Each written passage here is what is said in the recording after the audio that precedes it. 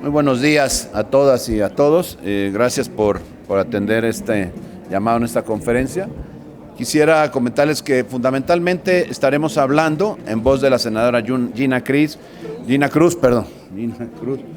de la fue un lapsus lenguas, y de la senadora Xóchitl Gálvez en relación a dos temas principalmente. Uno que tiene que ver con los sucesos que se han venido presentando, los homicidios de periodistas, todo eso que ella nos describirá, Gina Cruz.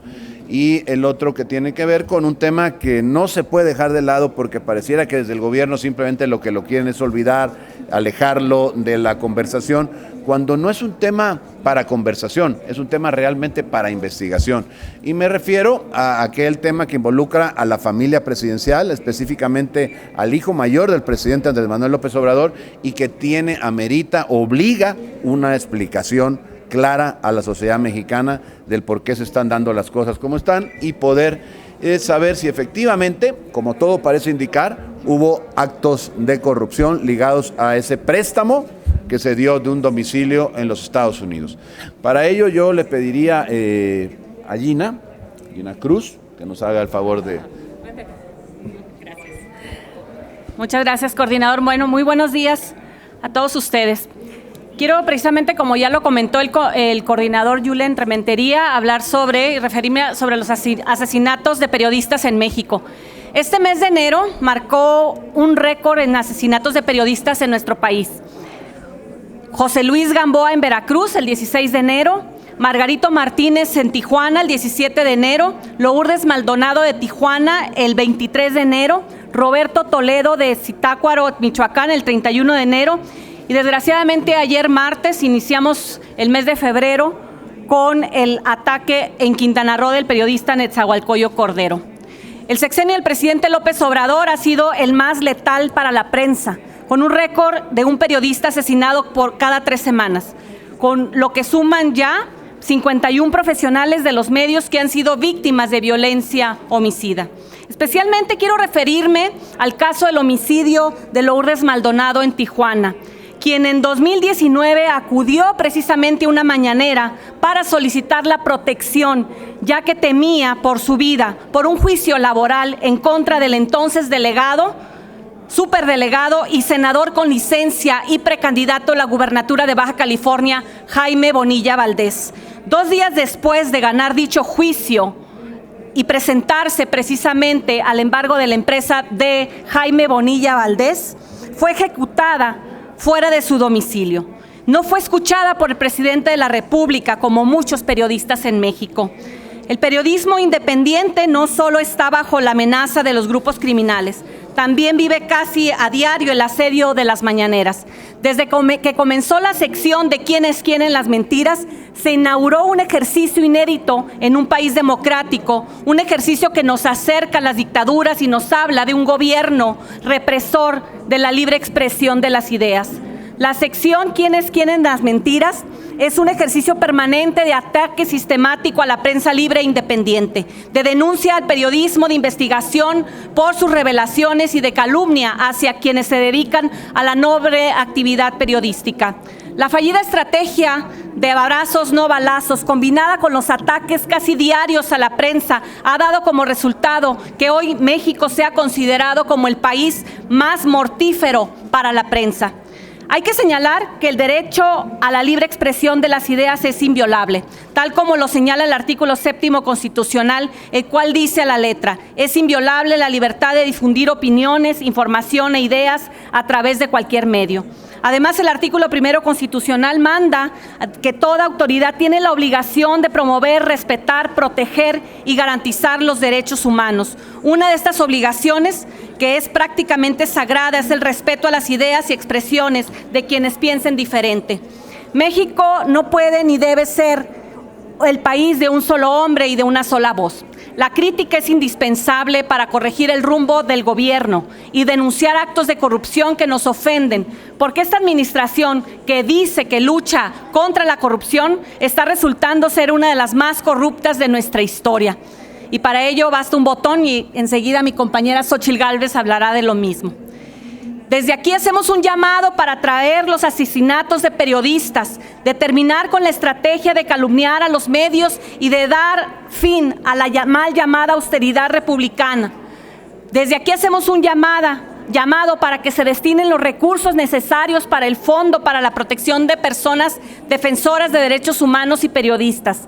Por ello, he presentado un punto de acuerdo para que la autoridad federal atraiga los asesinatos, la investigación de los asesinatos y para que se destinen los recursos suficientes para proteger a las y a los periodistas. A partir de estos homicidios ya hay alrededor de 10 periodistas que han solicitado precisamente protección en Baja California. No debemos permitir que un periodista o una periodista más sean asesinados. Defenderemos nuestras libertades y defenderemos la democracia, así como defenderemos la libertad de expresión y la libre prensa en México. Es cuanto.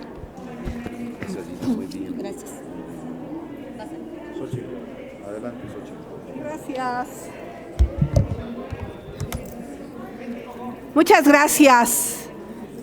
Primero empezaría diciéndoles que si buscan casa, se acerquen a la 4T. Ahí seguro consiguen casa. Y muy grande y en Houston. Es claro el conflicto de interés, ya que el hijo del presidente de la República, junto con su pareja, habitaron una casa de quien fuera un alto directivo de la empresa Baker Hughes, de nombre Keith Schilling, cuya empresa petrolera tiene contratos vigentes con Pemex por más de 151 millones de dólares. Es lamentable que el presidente López Obrador arremeta contra el periodista Loret de Mola y Mexicanos contra la corrupción, pero nunca desmiente la información. La pareja ocupó la lujosa residencia de Schilling, ubicada en Houston, desde la segunda mitad de 2019 y parte de 2020. La investigación revela que se había desempeñado como director comercial de julio de 2017 a noviembre de 2018, periodo en que la multinacional obtuvo 2 contratos en Pemex. Luego, Schilling fue ascendido a una de las presidencias de la compañía petrolera, cargo que ocupó hasta diciembre de 2019. Presenté un punto de acuerdo junto con varios integrantes de este grupo parlamentario para que Pemex nos informe sobre los contratos que han sido asignados a la empresa Baker Hughes a partir del 1 de diciembre de 2018. Además, conocer si la contratista Baker Hughes presentó en cada contratación la declaración de no conflicto de interés y si en la misma manifestó que uno de sus directivos era propietario de una de las casas que ocupaba José Ramón López Beltrán. No pueden deslindarse. Si no lo quieren reconocer como conflicto de interés, deben aceptar que es una situación moralmente incorrecta, pero parece que su principal bandera, la de combatir la corrupción, se les ha olvidado. Se quedó solo en el discurso. Si bien, a pesar de que el presidente dijo que se va a abrir una investigación, aquí no pasará nada, he tomado la decisión de presentar una denuncia ante la Agencia Gubernamental de Estados Unidos, US Security and Exchange Commission, conocida como la SEC, que se encarga de hacer cumplir las leyes federales de los valores, mercados financieros, así como de bolsas de valores.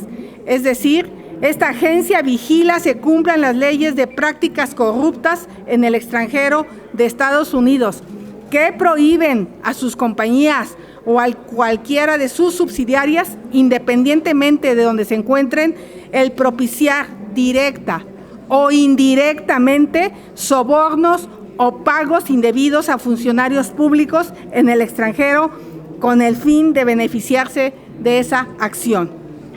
Así pues, este caso puede ser sujeto a investigación por incumplimiento a prácticas internacionales que se pueden considerar como soborno indirecto al gobierno mexicano. La denuncia la presentaré directamente a través del portal de la SEC. Muchas gracias. Sí, coordinador, tenemos una pregunta de parte de los compañeros de la prensa. Les pregunta Alfredo Flores de News México. Buenos días, senadoras, senadores. Dos preguntas sobre los dos temas. La primera, es este tema petrolero. ¿Este caso podría equivalerse a Odebrecht, como lo que estamos viendo? O sea, Lozoya y lo que hizo con Odebrecht, ahora pues Pemex y lo que estamos viendo con este señor José Ramón. Y sobre todo, no se ha mencionado al director de Pemex, que pues él debía haber estado enterado de esta situación. Parece que lo están como perdonando. La segunda pregunta es, y esta es para todos los senadoras y senadores, cuando salen a la calle, ¿sienten miedo al salir a la calle? Porque ustedes confrontan directamente a López Obrador. En mi caso personal, mis vecinos y todos me dicen, ten cuidado con lo que escribes, porque pues, ya ves este señor lo que hace con los periodistas, pero también ustedes confrontan muy fuerte a la presidencia. ¿No tienen miedo? Estamos viviendo, o estoy equivocado y es una mala percepción mía de que estamos viviendo un estado ya de una situación de miedo. Esas serían las dos preguntas. Muchas gracias. Yo quisiera referirme, a menos de que pueda hacerlo mi compañera Xóchitl o cualquier otra persona, Kenia López, hacer unas diferencias. En Odebrecht no obligaron a casarse a nadie.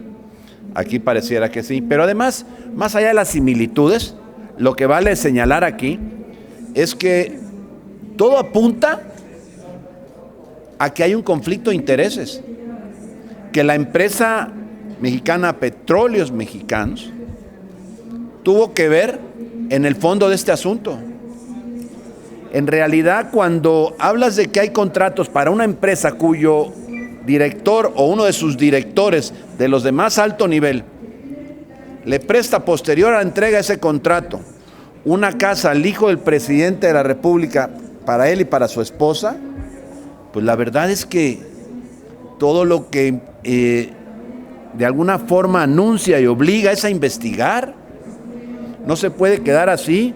Se parece a Odebrecht y a muchos otros que ha habido en el pasado que nunca debieron de existir, porque lo que no se vale es decir, bueno, es que en el pasado eran las cosas malas. No, pues precisamente por eso votó la gente, para que hubiera un cambio, pero no para atrás, sino para adelante, que pudiera mejorar las cosas. Lamentablemente esto está ocurriendo y merece una investigación. Qué bueno que se van a presentar la denuncia que ha dicho Xóchitl. Se presentará también el día de mañana en la Fiscalía General de la República una denuncia donde concurrirán el partido, donde concurrirán los diputados, los senadores y también los diputados locales, para poder hacer de esto un asunto en el que se llegue a sus últimas consecuencias.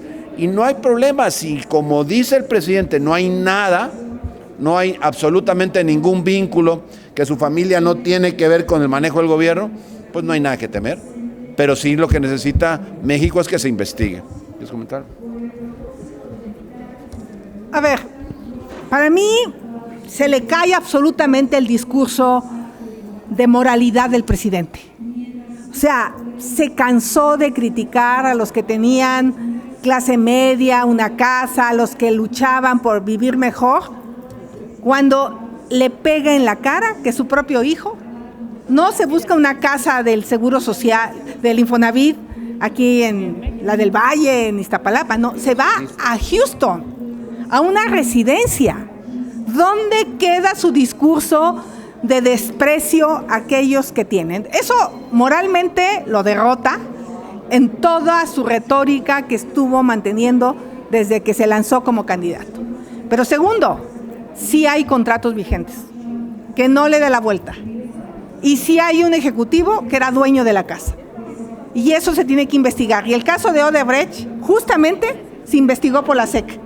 Justamente, como era una empresa que cotizaba en bolsa, en Estados Unidos empezaron las investigaciones y por eso salió a la luz los sobornos de México, los sobornos de Brasil, porque si no, estos países jamás en lo local hubieran investigado. Y perdón, pero se parece mucho a la Casa Blanca. Esa Casa Blanca que marcó el sexenio de Peña, era un contratista del expresidente Peña Nieto, el que le proporcionó la casa, Angélica Rivera. ¿Y dónde está Morena? ¿Dónde están los senadores de Morena recriminándole al hijo del presidente de vivir en una casa de un directivo de una empresa que tiene contratos con Pemex? Entonces, es indefendible que digan que no hay conflicto de interés. Y seguramente por eso hoy en la mañanera, en quién es quién en las mentiras, mejor ni lo abordaron, porque no hay manera que desmientan la evidencia con contratos de por medio. Se tiene que investigar, pero sobre todo, pues qué mal por el presidente que odia a los que tienen, pero a los de su casa se los permiten.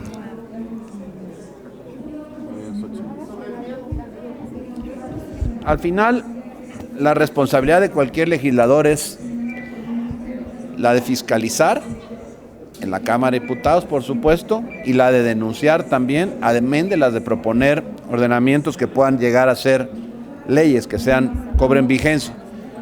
Y en esa responsabilidad va implícito pues un riesgo que hay que asumir y hay que enfrentar y que pues no debe de detener a quienes creemos que las cosas se hacen mal y que hay que corregirlas. No, estamos asumiendo la responsabilidad y la estamos enfrentando. Miedo no. Al final lo que hay que es enfrentar las cosas como están y decirle a la gente, porque no estamos nosotros en condiciones de permitirnos tener ningún temor. ¿Sí? Yo creo que sí es tiempo de ser valientes. No solo los senadores, los diputados de oposición, también los integrantes de los órganos autónomos. Sí estamos ante un gobierno autoritario y es momento de tener el suficiente valor para poner las cosas por su nombre. Y en nuestro caso, es nuestra obligación hacerlo. Entonces, yo en mi caso me sigo transportando en bicicleta, soy muy vulnerable, no les tengo miedo, la neta. Gracias. Más que a los coches que abren las puertas. Nada más. Adelante. El presidente López Obrador es éticamente un perdedor. Eso es. Después de lo visto con su familia, es éticamente un perdedor. Porque pide para los mexicanos lo que no quiere para su casa. Y eso no debe hacer un estadista. Y por supuesto que no tendremos miedo mientras sigamos defendiendo la verdad, mientras sigamos defendiendo a los mexicanos, porque hay millones de mexicanos que hoy están pasando por un tema de salud terrible, están pasando por una falta de dinero brutal que históricamente no habían tenido y están pasando por una inseguridad que aterra. Ante eso, nosotras y nosotros no tendremos miedo en defenderlos, en defender a México y en decir que este gobierno es éticamente un perdedor. Muchas gracias. Solamente me están informando, perdóname, presidente, coordinador, pareciera ser que ni ayer ni hoy hay intención de abordar nuestros puntos de acuerdo. Y es una vergüenza que el Senado de la República, en un tema que ocupa y preocupa a millones de mexicanos, y es saber qué pasó, si hay o no conflicto de intereses, si hay o no tráfico de influencias, si hay o no un delito, el Senado de la República está callado. No quieren discutir, no quieren abordar este tema y será una vergüenza. Nosotros hoy seguiremos luchando para debatir este tema. Morena ocupa su mayoría para tratar de ocultar el sol con un dedo, pero la gente lo sabe. Y esta hipocresía desde el gobierno se tiene que debatir en el Senado de la República hoy, y si lo quieren atrasar, nosotros seguiremos con el dedo en el renglón, porque esto no puede ser posible, que no se discuta, no se hable, no se investigue desde la Cámara Alta. Muchas gracias.